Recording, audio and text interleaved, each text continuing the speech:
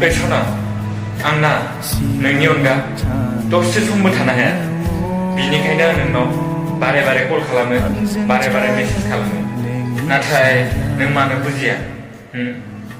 थानो हाया नोंनि अनगा थारैनो थानो हाया बे सना आं नोंखौ लानानै जा सिमां सुजुदों